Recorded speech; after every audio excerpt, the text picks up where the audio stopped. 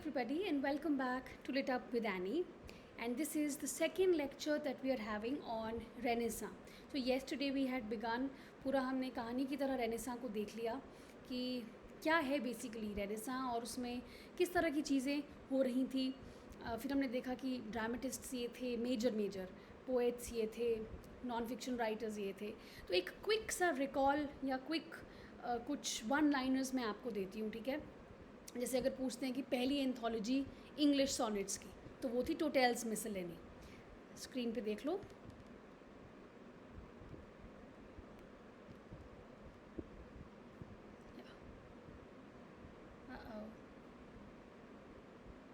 या टोटल्स मिसलेनी 1557 की है, ठीक है. पूछते हैं अर्ली रेनेसां सोनेटियर्स कौन थे who were influenced by Petrarch. तो हमने कल बात की थी कि जिन लोगों ने सोनेट्स को इंग्लिश में इंट्रोड्यूस किया वो थे वायट एंड सारी. फिर है सिडनी का एस्ट्रोफिल एंड स्टेला, ये भी एक सोनेट सीक्वेंस था. तो ये पहला इंग्लिश सोनेट सीक्वेंस है पूरा. फिर आता है स्पेंसरियन स्टैंजा. तो स्पेंसर ने अपने वर्क्स में एक नया तरह का स्टैंजा को वो लेके आए जिसमें 9 लाइंस होती हैं. इसमें पहली 8 लाइंस जो होती हैं वो होती हैं आयम्बिक पेंटामीटर की, और जो लास्ट लाइन होती है उसको हम एलेक्जेंड्राइन भी कहते हैं. उसमें हेक्सामीटर होता है, तो 6 स्ट्रेस्ड सिलेबल्स होते हैं, ठीक है.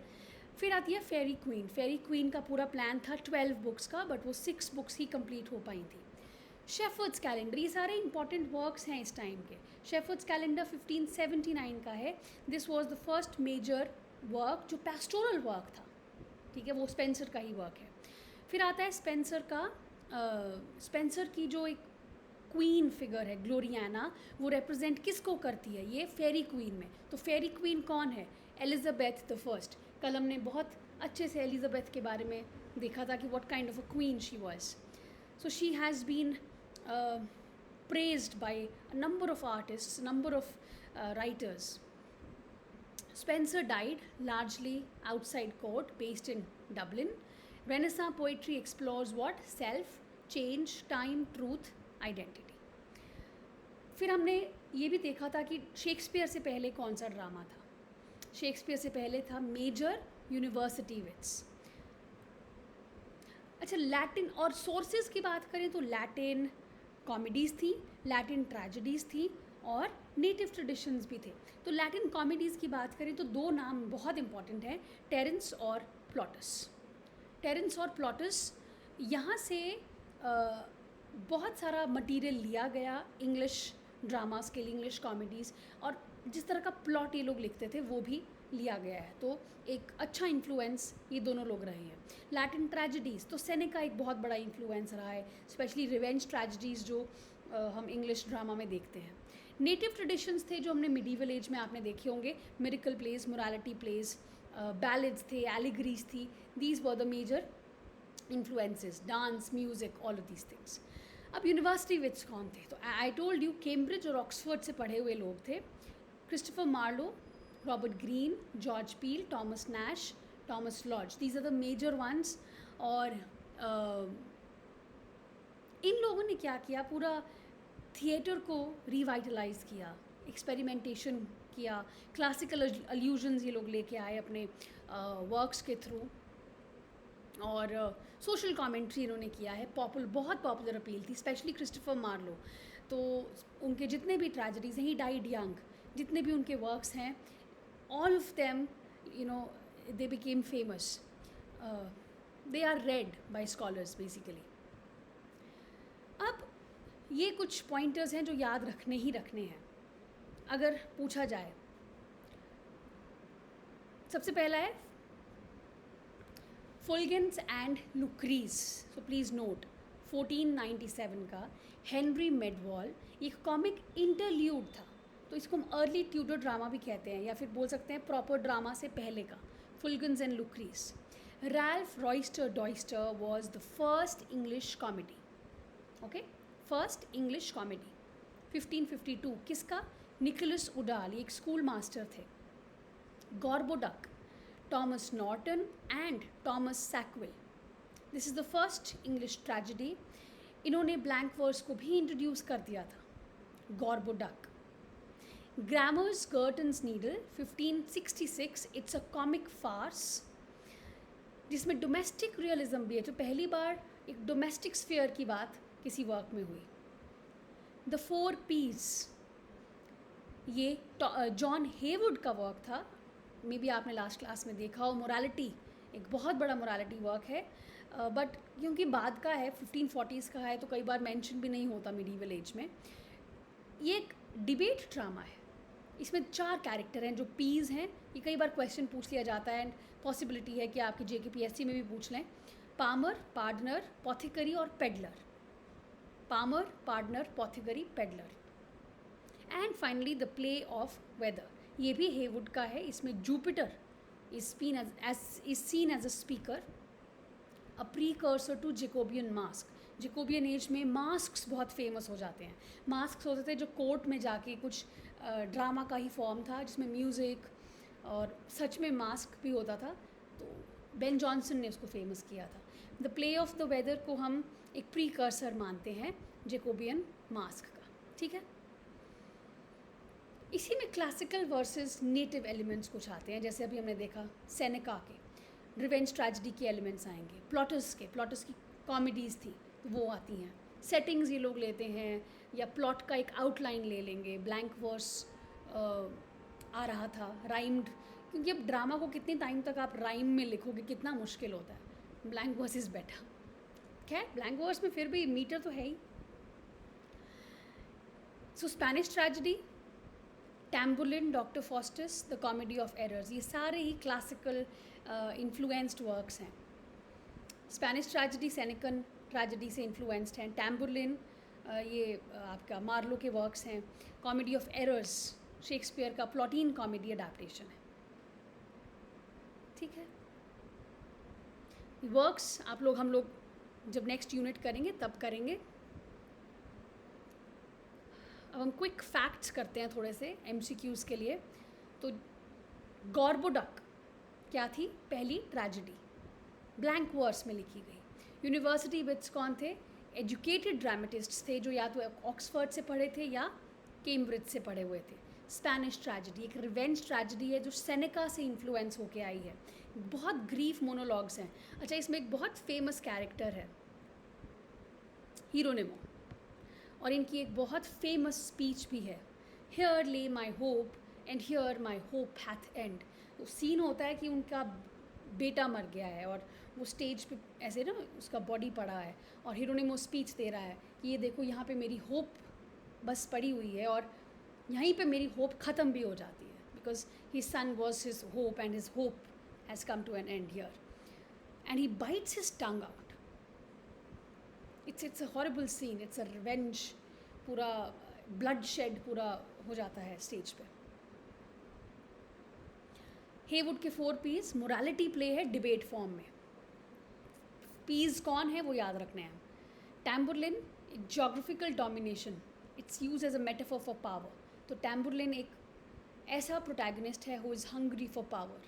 डॉक्टर फॉस्टस एक ऐसा प्रोटैगनिस्ट है who is hungry for knowledge, ठीक है। एडवर्ड II, इसमें होमोसेक्सुअलिटी आती है। तो फर्स्ट मेजर इंग्लिश ड्रामा जो सेम सेक्स लव को एड्रेस करता है, एडवर्ड II। ये मार्लो के वर्क्स हैं। कॉमेडी ऑफ एरर्स शेक्सपियर का है। प्लॉटीन कॉमेडी है, तो प्लॉटर्स से इन्फ्लुएंस्ड है।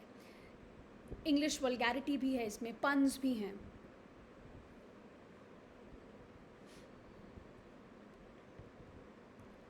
अब इस टाइम पे ना एक्टिंग भी प्रोफेशनलाइज हो रही थी, तो एक्टिंग ग्रुप्स बन रहे थे, कंपनीज बनना शुरू हो गई थी।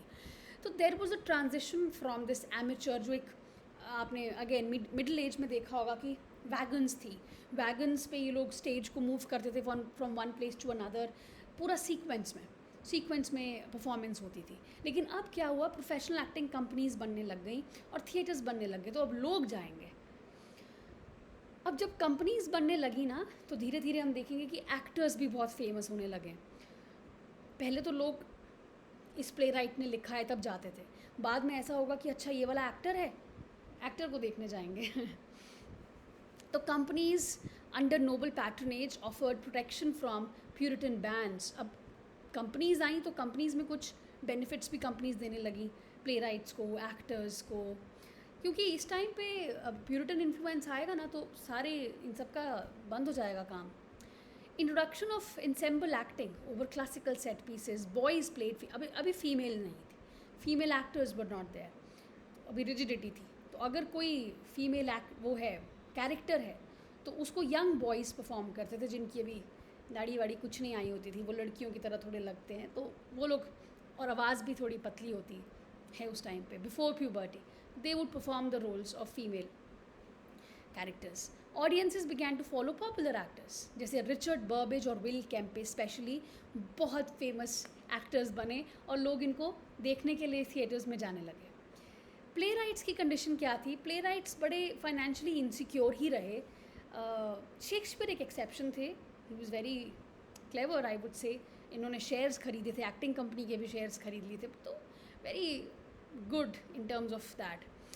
अच्छा, अब रेनेसां प्रोज पे जाएंगे तो John Lyly, very very important writer prose. इन्होंने वर्क लिखा था यूफ्यूज़. यूफ्यूज़ से एक बहुत इंपॉर्टेंट टर्म निकल के आई, यूफ्यूइज़म. दो अलग अलग टर्म्स हैं, एक है यूफेमिज़म, वो बिल्कुल अलग है. ये है euphuism. Look at the spelling please. Euphues, Euphues. क्या मतलब होता है यूफ्यूइज़म का? कभी आपने कोई राइटिंग देखी हो जो बहुत एलैबोरेट हो, बॉम्बास्टिक हो, बड़े बड़े टर्म्स यूज़ किए हैं, बहुत ऑर्नामेंटल स्टाइल ऑफ राइटिंग को हम यूफ्यूइज़म कहते हैं. ठीक है. यूफेमिज़म क्या होता है? यूफेमिज़म होता है जब आपने कोई बहुत हार्श साउंड करने वाली बात को अपने सॉफ्टर टोन में बोलना है. जैसे हम कहते हैं ही पास्ड अवे, हम ये नहीं कहते डायरेक्टली कि ही डाइड, हम कहते हैं he passed away. I want to use the rest room, I want to use, हम लोग इस तरह से बात करते हैं ना, एक सॉफ्टर लैंग्वेज यूज़ करके, उसको यूफेमिज़म कहते हैं. फ्रांसिस बेकन, तो he perfected the essay form and he was inspired by Montaigne. ठीक है. इनका स्टाइल बड़ा ही कंसाइज स्टाइल था. एफोरिस्टिक बहुत इंपॉर्टेंट है. एफोरिस्टिक का मतलब क्या होता है? जैसे फ्रांसिस बेकन ने एसेज लिखे हैं ना, ऑफ करके है, जैसे of revenge, of this, of that, उसको कहते हैं एफोरिस्टिक स्टाइल. और रिटोरिकल हैं बहुत, और बहुत सारे पैराडॉक्सेस यूज़ किए हैं. His major works were essays, the advancement of learning. So in essays you have a lot of essays. So what are the themes he's talked about? Of truth, of death, of revenge, of politics, of ethics, like that. He advocated for empirical knowledge, meaning knowledge by observation, observing things. And we have a quote, revenge is a kind of wild justice. It's a very famous quote by Bacon. इसके अलावा Richard Hooker हैं, इन्होंने लिखा था of the laws of ecclesiastical polity.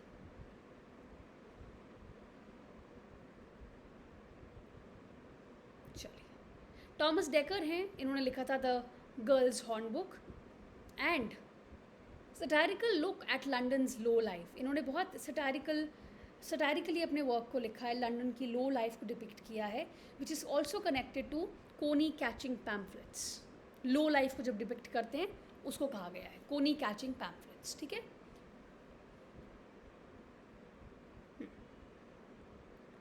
इसको मैं, क्योंकि John Donne हम मेटाफिजिकल पोइट्री में करेंगे तो I talk about him there. एक और है सर टॉमस ब्राउन. इन्होंने, यहाँ पे इनका नाम इसलिए आया है क्योंकि रिलीजियस या फिलोसॉफिकल राइटिंग्स इन्होंने की थी. तो इन्होंने वर्क लिखा था रिलीजियो मेडिकी. ठीक है. सेल्फ एक्सप्लोरेशन है, विट है, क्रिश्चियन ह्यूमनिज्म है. अर्न बैरियल लिखा था इन्होंने एक और वर्क. दोनों ही वर्क्स इंपॉर्टेंट है. सर टॉमस मोर का बहुत इंपॉर्टेंट वर्क है यूटोपिया. यूटोपिया का क्या मतलब होता है? एक आइडियल स्टेट जहाँ पे सब कुछ अच्छा हो, कोई बुराई ना हो, कोई क्राइम ना हो, एक ऐसी जगह. और डिस्टोपिया उसका उल्टा. ये सबसे पहले इन्होंने लैटिन में लिखी थी, याद रखना, ये क्वेश्चंस आ जाते हैं एग्जाम में. लैटिन में लिखी थी और एक एम्बिग्यूअस सा ब्लेंड है of fiction and political satire. तो क्रिमिनल्स यहाँ पे दे वेयर गोल्ड एज पनिशमेंट. किस तरह से देखो गोल्ड को सटायराइज किया है, गोल्ड की बेड़ियाँ उनको बांधते हैं क्रिमिनल्स को. क्रिमिनल्स भी हैं छोटे मोटे यूटोपिया में, लेकिन लॉ बहुत अच्छा है. तो बाद में यूटोपिया ने इंस्पायर किया और ट्रैवल राइटिंग्स को, Gulliver's travel, Robinson Crusoe, Brave New World etcetera.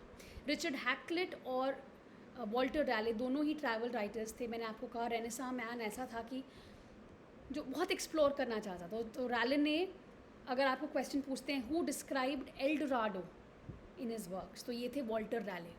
L Dorado एक ऐसी सिटी है जो गोल्ड, जिसमें सिर्फ गोल्ड है. एक वो साउथ इंडियन फिल्म भी आई थी ना ऐसी, एक ऐसी प्लेस वो दिखाते हैं, RRR आई थिंक, जो गोल्ड, एल डोराडो का डिस्क्रिप्शन उसमें भी है. तो किस वर्क में किया था? द डिस्कवरी ऑफ ग्वाना में. और हैकलिट का ये वर्क है, discourse concerning the western planting. इसमें इन्होंने कोलोनाइजेशन को प्रमोट किया है कि हाँ चलो let's go and colonise the world. कुछ और प्रो सटायरिस्ट जैसे कि रॉबर्ट ग्रीन, इनको भी हम यूनिवर्सिटी बिट में काउंट करते हैं. मैंने ड्रामा में इनका नाम नहीं लिखा था. और टॉमस नैश, इनको भी करते हैं. अ ग्रोथ्स वर्थ ऑफ विट, जब हम बोलते हैं कि कौन था वो जिसने शेक्सपियर को अब स्टार्ट करो बुलाया, वो थे रॉबर्ट ग्रीन.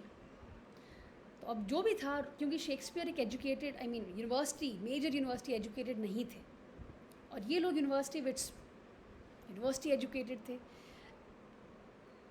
तो एक हो जाता है ना कि यार हम तो इतने पढ़ लिख के आए हैं और ये कोई नया ही लड़का आ गया ना, यूनिवर्सिटी से पढ़ा हुआ है, बस ले रहा है. और कमाल की बात यह है कि Shakespeare was not really famous at that point of time. And ऐसा भी कहते हैं that because Robert Greene actually was more famous than Shakespeare. So while mentioning Shakespeare, he didn't really mention him straightforward. लेकिन mention हो गया था Shakespeare का. कहते हैं कि पहला मेंशन था शेक्सपियर का किसी भी वर्क में, और इसकी वजह से और पॉपुलैरिटी बढ़ गई इनकी. टॉमस नैश ने लिखा था the unfortunate traveller. It's actually seen as the origin of modern English narrative. Novels के लिए एक प्रीकर्सर है ये, द अनफॉर्चुनेट ट्रैवलर, 1594. फिर आते हैं रॉबर्ट बर्टन. रॉबर्ट बर्टन ने लिखा था द एनाटमी ऑफ मेलनकली, 1621. इसमें मेडिसिन, साइकोलॉजी और लिटरेचर तीनों को ब्लेंड किया है इन्होंने. एनाटमी ऑफ मेलनकली, तो मेलनकली इज सैडनेस, उस चीज़ को एक्सप्लोर किया है. रॉबर्ट बर्टन खुद भी मेलनकलिक थे काफ़ी. I think he faced depression himself, and that's why he wrote this. He has talked about the different kinds of melancholy and the cure of melancholy. ठीक है. फिर मैंने आपको कहा इसी एज में क्या हुआ, ट्रांसलेशन ऑफ बाइबल. वो एक्चुअली जेकोबियन एज में हम उसकी बात करेंगे.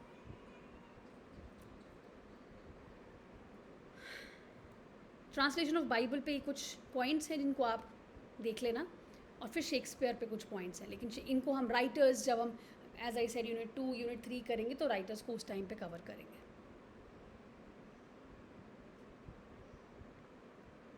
ठीक है.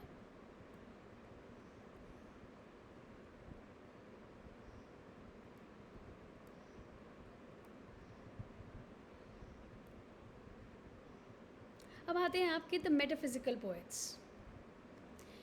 मेटाफिजिकल पोएट्स, जो टर्म है मेटाफिजिकल, वो actually it's coined by Samuel Johnson, but he did not use it in a very positive manner. It was use derogatorily. इन्होंने कहा कि ये पता नहीं कौन सा, किस तरह के राइटर्स हैं, अजीब व गरीब चीज़ों को एक साथ मिक्स कर देते हैं. तो he did not really like it, Samuel Johnson. So he criticized कि इतने फार फेचड इमेजरीज, इतनी फार फेचड मेटाफर्स को यूज़ करते हैं. They blend these intellect and emotion. लेकिन तो फिर they were lost. The metaphysical poets को hardly anybody read. But it was in the 20th century when T.S. Eliot actually revived their reputation. And T.S. Eliot talked about them in a positive manner in his essay called The Metaphysical Poets. And he praised them. They have this distinct style. They have this ability to actually blend intellect and emotion. ठीक है. तो क्या है इनके features? Metaphysical conceits use करते हैं. Love, death, religion, time, God, soul body duality, transience, ये सारे फीचर्स इनके हैं. जब हम पोइट्री इनकी पढ़ेंगे तो और क्लियर हो जाएगा. बड़ा अच्छी विट, बड़ी अच्छी आयरनी यूज़ करते हैं. डायरेक्ट एड्रेसेस हैं. There is an influence of Renaissance science. Renaissance में कितना कुछ चल रहा था, जोग्राफिकली, एस्ट्रोनॉमी, थियोलॉजी, साइंटिफिकली. वो सब कुछ एक्चुअली मेटाफिजिकल पोइट्स में हमें देखने को मिलता है. जैसे जॉर्डन की पोइट्री पढ़ेंगे ना, तो कई जगह पे लगता है कि यार he was also aware of the scientific inventions that were happening. वो भी इन्होंने मेंशन की हैं. रिलीजियस वर्क्स भी उन्होंने लिखे हैं. एंड लव पोइट्री का तो क्या कहना है फिर जॉन डन का। कौन थे की पोएट्स? John Donne. इनका poetry, songs and sonnets, elegies, satires, sensual, witty, secular, बहुत कुछ इन्होंने लिखा है। जो जॉन डन ने अच्छी अच्छी पोइट्री लिखी है, मेडिटेशंस लिखी हैं, हिम्स लिखे हैं, होली सॉनेट्स लिखे हैं। इनके फेमस लाइंस हैं, जैसे बैटर माई हार्ट, एक होली सॉनेट है इनका। Batter my heart 3% God. Batter बनाते हैं ना खाने, किसी को, या आपने वो डोसा बनाना है या कुछ बनाना है, बैटर बनाते हैं ना। अब बैटर बनाने के लिए उसको पूरा बीट करना पड़ता है अच्छे से। बैटर माई हार्ट, अब जॉन कह रहे हैं मेरे दिल को ऐसे आप झंझोर दो please. Batter my heart 3% God, father, son and the holy spirit, because probably I am going on the path of sin and I am unable to lift myself up, I am unable to come back, मैं बस sin के रास्ते पे जा रहा हूँ, तो I need you to lift me up from there. Death be not proud, one of the poems which has a very startling opening, कि death, just not, don't be proud of yourself. What are you? You're nothing. You're just like sleep or hallucination, and in fact you're a better form of that, because once we die we will wake eternally and there death you will be no more. तो बहुत सारा विट, intellect भर भर के है और emotion भी है. Busy old fool, unruly sun, sun rising. Why have you come on my window? Can't you see that I am with my lover and we don't want you here? Please leave us. Go and look at the school boys who are going to the school. Tell them if they are late. Go and see the spices of this, that. Last में फिर कहते हैं खैर छोड़ो, तुम्हें इतना चक्कर क्यों लगाना है, अगर तुम्हें पूरी दुनिया घूमनी ही है तो मेरे ही कमरे का चक्कर लगा लो. तो he is basically saying that मेरी तो दुनिया मेरे बगल में है, माई बिलवेड, यहीं का चक्कर लगा दो, तुमने पूरी दुनिया घूम ली. I wonder by my troth what thou and I did till we loved. Good morrow का है ये भी बड़ा, मतलब John Donne is very witty. मैं सोच रहा हूँ कि अभी तक हम कर क्या रहे थे, अब मैं फाइनली तुमसे मिला हूँ, तो इससे पहले मैं कर क्या रहा था अपनी ज़िंदगी में. क्या अभी तक हम दूध पीते बच्चे थे? ही लिटरली सेज दैट. वीनिंग का रेफरेंस है इसमें. तो क्या अभी तक हम दूध पीते बच्चे थे? अब हम फाइनली एक दूसरे से मिले हैं.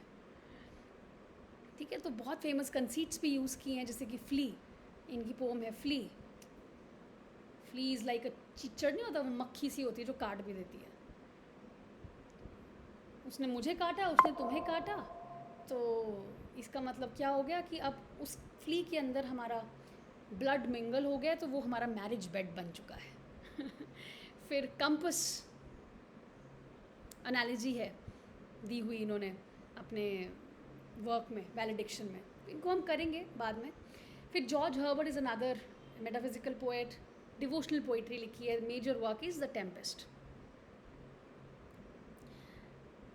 फेथ, ओबीडियंस, स्पिरिचुअल स्ट्रगल, ये सारी चीज़ें इसमें हैं. तो रिलीजियस थीम्स जो होती हैं वो सब हैं. Henry Vaughan is another one. Vaughan अपने आप को हर्बर्ट को ये बहुत बड़ा इन्फ्लुएंस था हर्बर्ट इनकी लाइफ पे. तो हर्बर्ट्स कन्वर्ट खुद को कहते हैं, because he was influenced by him. ठीक है. Thomas Carew usually associated with the cavalier poetry, क्योंकि इनकी पोइट्री में भी इस तरह की कुछ मिक्सिंग नज़र आती है, तो कई बार हम मेटाफिजिकल पोइट्री में भी ऐड कर देते हैं. Again Richard Crashaw, steps to temple इनका फेमस वर्क है. टॉमस ट्राहर्न, ये भी मेटाफिजिकल पोइट है. एंड्रयू मार्वेल, ये लेटर एज के हैं, 1621 ही वॉज बॉर्न इन. इनका फेमस वर्क है to his coy mistress. It's a carpe diem. तो ये अपनी लवर को कह रहे हैं कि sleep with me, why are we wasting time. To his coy mistress, coy is shy. तो उनकी बिलवेड शायद बहुत शर्म आ रही होगी उसको कि यार नहीं हो, जैसे यूजुअली होता है. She is shy to give up her virginity, and the beloved is trying to influence her, कि एंड अपने वो तर्क दे रहा है कि टाइम होता, if we had world enough and time my lady, this coyness would not be a crime. He says कि अगर हमारे पास दुनिया भर का टाइम होता तो तुम शर्माती रहती, मैं तुम्हें प्रेज़ करता रहता, मैं 10-10 साल तुम्हारे एक एक बॉडी पार्ट को प्रेज़ करता और फिर हम कुछ करते, but we don't have time, you know times. क्या वो एक फ्रेज़ है बड़ा अच्छा, winged chariot is hurrying near. तो टाइम की बहुत अच्छी थीम है और बहुत अच्छी पोइट्री भी है। तो टी.एस. एलियट ने इनको प्रेज़ किया था और इनका वापस से रिवाइव किया था इंटरेस्ट मेटाफिजिकल पोइट्री में कि इनमें यूनिफाइड सेंसिबिलिटी है, they blend thought and emotion very well. फिर आते हैं कैवलियर पोइट्स। कैवलियर पोइट्स कौन थे? जो मैंने आपको कहा था वो सिविल वॉर शुरू हो जाएगी, जो शुरू होएगी पार्लियामेंटेरियंस और राउंड हेड्स में। राउंड हेड्स कौन थे? जो किंग को सपोर्ट करते थे। तो किंग को सपोर्ट करने वाले पोएट्स को हम कैवलियर पोएट्स कहते हैं। 1630 से 40s का इनका पीरियड है और रॉयलिस्ट्स वर्सेस पार्लियामेंटेरियंस या प्यूरिटन्स कह सकते हैं। So they supported King Charles the First. James के बाद आ गए थे जो चार्ल्स द फर्स्ट। इनके क्या बहुत सिंपल पोएट्री है कैवलियर पोइट्स की, बड़ी सुंदर लिरिकल पोइट्री है, समझ में आसानी से आ जाती है। कार्पे डियम जैसे अभी हमने देखा एंड्रयू मार्वेल का, तो वो उसको कार्पे डियम कहते हैं। कार्पे डियम क्या होता है? सीज द डे, आज जो है वो अपॉर्चुनिटी को सीज कर लो, कल हो ना हो टाइप। अच्छा, बेन जॉनसन जो जेकोबियन एज के हैं इससे पहले, उनसे भी ये लोग इन्फ्लुएंस, तो सन्स ऑफ बेन भी कहते हैं, ठीक है। 4 मेजर कैवलियर पोइट्स हैं, हेरिक, लवलेस, कैरे, 3 मेजर हैं वैसे बेसिकली, और जॉन सकलिंग, ठीक है। हेरिक, लवलेस और सकलिंग और कैरे, तो ये 4 आ गए। इनका नाम याद हो जाएगा आपको easily. Robert Herrick, to the virgins to make much of time, similar सी पोएम है। ये कहते हैं gather ye rosebuds while you may often time is still a flying. जब तक यंग हो कर लो ये सब, gather your rosebuds while you may old time is still a flying. Richard Lovelace, इन्होंने लिखा था टू एल्थिया फ्रॉम प्रिजन, और इसकी बहुत फेमस लाइन है, stone walls do not a prison make nor iron bars a cage. मतलब stone bars लगा दो जेल के अंदर कर दो आपको, उससे प्रिजन नहीं बनता, ना ही आयरन बार्स केज बनाती हैं। तो फिर कौन बनाता है? आपके माइंड के जो शैकल्स होते हैं ना, हमारे दिमाग में कितनी रूढ़िवादी कई बार सोच होती है, हम लोग ओपन नहीं होते टू डिफरेंट आइडियाज़। कोई एक नई चीज़ कर दे, आप बोलोगे ये तो मेरे उसूलों के ख़िलाफ़ है, ये मेरे रिलीजन के ख़िलाफ़ है, तो हम लोग बंधे हुए हैं, हमारा दिमाग जो है वो जकड़ गया है। एक जब वो आप खोल दो ना वो अपने दिमाग की जो ये बेड़ियाँ आपने बनाई हैं, then it is that you will actually be free. To Lucasta going to wars, ये भी इनकी फेमस पोम है। जॉन सकलिंग और टॉमस कैरे, तो ये हैं कैवलियर पोएट्स, ठीक है। That's it for today and I will see you in the next session. I hope कि चीज़ें समझ में आ रही हैं। समझ में आ रही हैं तो प्लीज़ थोड़ा लाइक, शेयर, कमेंट करके बताओ, क्योंकि आपके साथ इंटरेक्शन नहीं हो रही, तो कमेंट्स के थ्रू हो सकती है ना। कमेंट्स करके बताओ कि कैसा लग रहा है, ठीक लग रहा है कि नहीं। MCQs भी करेंगे, एक बार रेनेसां ख़त्म होगा तो फिर मैं आपको एक सेशन MCQs करा दूँगी। बट अगर रिस्पॉन्स नहीं आता है तो फिर ये हम बीच में रोक देंगे, ठीक है। बिकॉज सी हम लोग टाइम लगाएं और आप लोगों का रिस्पॉन्स ना आए तो फिर there is no point in all of this. So please respond and share it with others too. Okay, thank you very much.